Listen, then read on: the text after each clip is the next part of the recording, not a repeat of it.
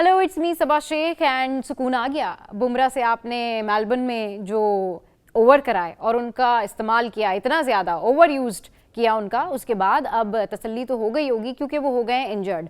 और बात वही है जिस तरह हम कल बात कर रहे थे कि उनके की प्लेयर हैं बुमराह। अब बुमराह की इंजरी के बाद बहुत सारे लोग जो है वो इस बारे में बात कर रहे हैं कि अगर बुमराह की ये इंजरी प्रोलॉन्ग हो जाती है और बुमराह की ये इंजरी जो है वो चैंपियंस ट्रॉफी तक चलती है, जो कि हम नहीं चाहते। हम चाहते हैं कि उनके वो प्लेयर हैं और वो फिट हों, तो फिर क्या होगा? क्योंकि इस वक्त टीम में जो नेम्स पॉपअप है ना, तो उसमें बुमराह एंड बुमराह और बाकी जो लोग हैं अब वो स्ट्रगल कर रहे हैं रोहित शर्मा के साइड पे हो जाने के बाद, या उनके खुद से सेक्रीफाइस जो उन्होंने किया है अपनी टीम के लिए उसके बाद, या फिर वो प्रेशर उनको पीछे ले गया है उसके बाद। क्योंकि अभी रोहित शर्मा के बारे में बात करेंगे कि सारी जो स्पेकुलेशंस चल रही थी, सारी जो बातें चल रही थी, उस पर उनका जवाब भी आया। बट अभी बुमराह की बात करते हैं कि बुमराह से रिलेटेड बहुत सारे लोग जो हैं वो ये भी कह रहे हैं कि भाई अगर आप बुमराह को एज कप्तान लेके चलते हैं तो फिर बुमराह की फिटनेस के तो मसाइल हैं और फिर ये प्रॉब्लम क्रिएट हो सकती है।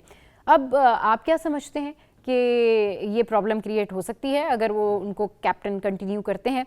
तो क्योंकि वो एक बॉलर हैं, उनको अपनी फिटनेस का ख्याल रखना चाहिए। और इस हवाले से जो इंडियन मीडिया है, उनके अपने जो जर्नलिस्ट हैं, अपने जो सहाफ़ी हैं, वो भी इस बात को कोट कर रहे हैं कि पिछले 2-3 साल से इंडियन प्लेयर्स के साथ फिटनेस के बहुत ज़्यादा इश्यूज़ चल रहे हैं। अच्छा, अब क्योंकि आपको पता ही होगा कि पूरा दिन सारा कुछ क्या होता रहा और क्या स्टैट्स रहे और कितने जो है वो इंडिया के 6 आउट हो गए और उसके बाद फिर अब उनकी जो अगली इनिंग है वो स्टार्ट होगी। लेकिन थोड़ा सा इनके जो स्टैट्स हैं वो आपके साथ में जो है वो मैं शेयर कर लेती हूँ। ऑस्ट्रेलिया की जो पहली इनिंग्स थी उसमें डेफिनेटली 181, और फिर इनके जो सैम थे जिनके हवाले से कहा जा रहा था कि जी अब तो पता नहीं क्या हो जाएगा, या सैम जो है वो हावी हो जाएंगे या इंडिया जो है वो उनके ऊपर हावी हो जाएगा। लेकिन फिर भी इस प्रेशर के बावजूद भी सैम की जानिब से 23 रन बनाए गए, जो कि नाकाफ़ी हैं उनकी पिछली परफॉर्मेंस को देखते हुए। देन उस्मान ख्वाजा, ये वही वाला लास्ट ओवर था जिसमें बहस हुई थी उनकी सैम की बुमराह से। और फिर लिबोशन के 2, स्टीव स्मिथ ने जो हैं वो 33 रन बनाए, ट्रेविस हेड जो है वो 4 रन बना सके, वेबस्टर 57, एंड फिर उसके बाद एलेक्स कैरी के 21 रन थे, और कमिंस जो हैं पैट कमिंस उनके 10, और मिचेल स्टार्क के रहे रन 1, एंड नितिन लाइन 7, और बोलैंड जो है वो 9 रन बना सके। और उसके बाद फिर इंडिया की बारी, उसमें जसवाल 22 रन बना सके। अच्छा, जसवाल ने ये जो 22 रन किए हैं, जसवाल की जो परफॉर्मेंस है और जिस तरह से उनसे एक्सपेक्टेशंस हैं, मेरे ख्याल में उनको ज़्यादा टिकना चाहिए था क्रीज पे और अच्छा खेलना चाहिए था।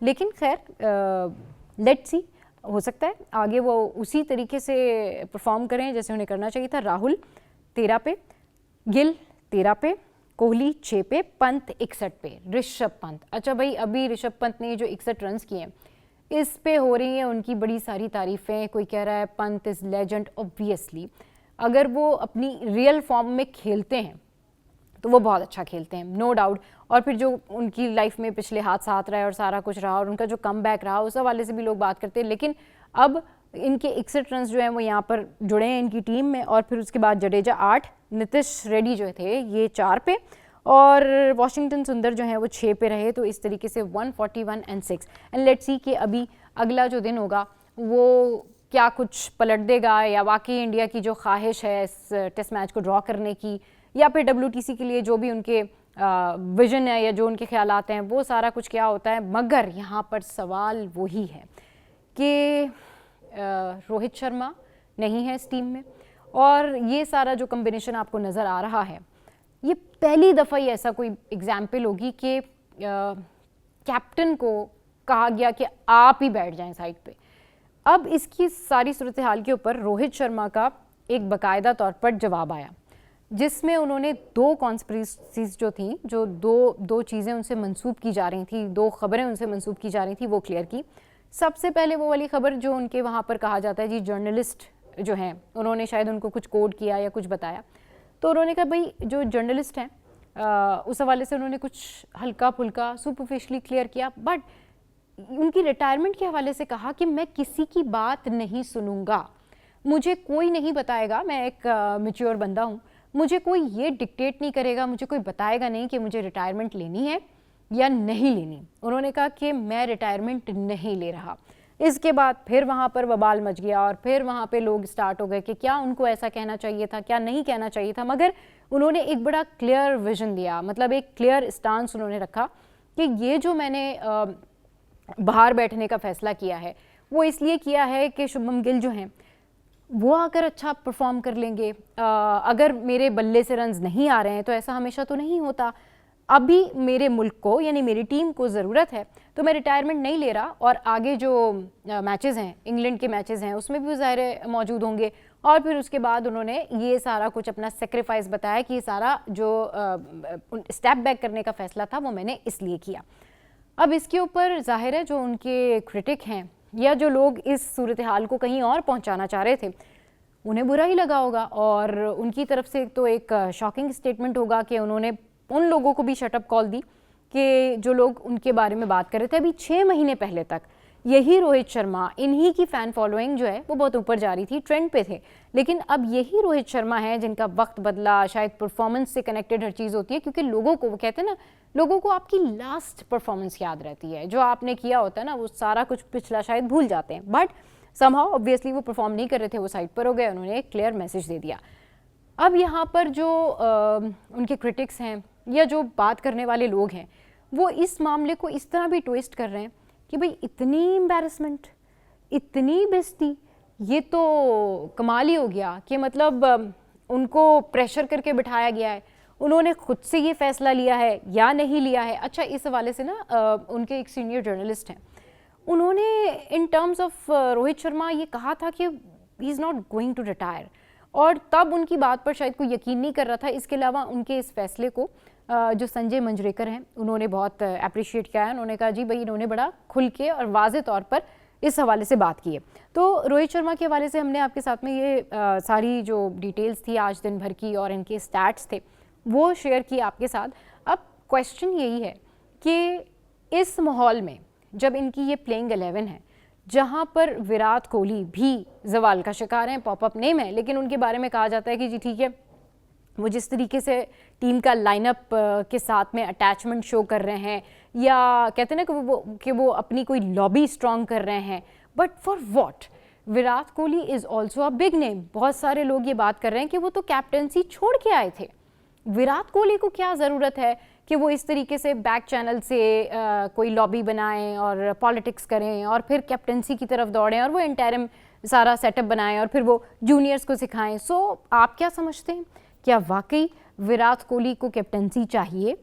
क्या उनकी टीम में मौजूद वो तो तमाम लोग हैं, उसमें भी जो मौजूद तमाम लोग हैं, प्लेयर्स हैं, वो भी बड़ा क्लेम करते कि हम क़यादत करेंगे। सो डिज़र्व कौन करता है इंडियन टीम की क़यादत? क्योंकि बुमराह से रिलेटेड बहुत सारे प्रॉब्लम्स ये भी हैं कि भाई वो बॉलर हैं, अनफिट हो सकते हैं। तो now what do you think on that कि विराट कोहली वाकई कोई पॉलिटिक्स कर रहे हैं? क्या विराट कोहली इतना बड़ा नाम होने के बाद, एक टाइम पे कैप्टनसी छोड़ने के बाद, अब उनको वापस आना है, अब उनको वापस कैप्टनसी चाहिए? क्योंकि रेस्ट की बात की जाए तो रेस्ट तो रोहित शर्मा ने भी किया है, रेस्ट तो विराट कोहली ने भी किया है, और रन्स दोनों के ही एग्जैक्टली नहीं है। तो ये उरूज और जवाल की जो स्टोरी है, इसके बीच में अब बड़े बड़े जो प्लेयर्स हैं ना, उनके नाम सामने आ रहे हैं।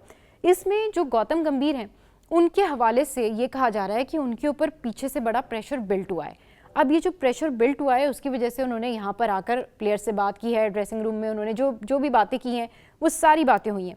मगर क्या गौतम गंभीर अपनी गर्दन बचाने के लिए रोहित शर्मा को आगे कर देंगे या फिर वो किस प्लेयर को कुर्बानी का बकरा बनाएंगे? कौन इन होगा इंडियन टीम से, कौन आउट होगा? क्योंकि जब गौतम गंभीर की सिलेक्शन हुई थी तो उनकी जो एक प्रॉपर इंतज़ामिया है वहाँ से ये बात सामने आई थी कि गौतम गंभीर वॉज नॉट फर्स्ट चॉइस। तो ये बात भी कहीं ना कहीं बहुत प्रोमिनेंट है कि उनके जहन में ये बात है कि मैं पहली चॉइस तो नहीं था।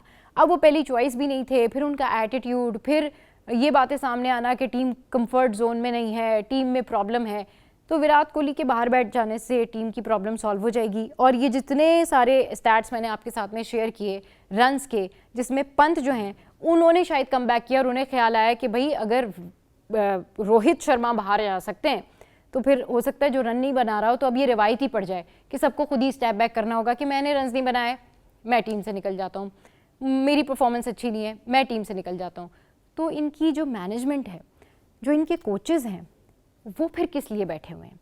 अगर सारे फैसले प्लेयर्स ही करेंगे तो फिर होगा क्या? मतलब बीइंग अ कैप्टन, अगर रोहित शर्मा ये कप्तानी से जाके टीम से बाहर बैठ जाते हैं, आपको लगता है कि ये एक अच्छी एग्जाम्पल सेट की है रोहित शर्मा ने, या रोहित शर्मा के ऊपर प्रेशर इतना था कि उनको मजबूरन ये फैसला लेना पड़ा, या उनको मजबूर इतना किया गया? इस हवाले से आप क्या सोचते हैं, क्या समझते हैं, ज़रूर शेयर कीजिएगा।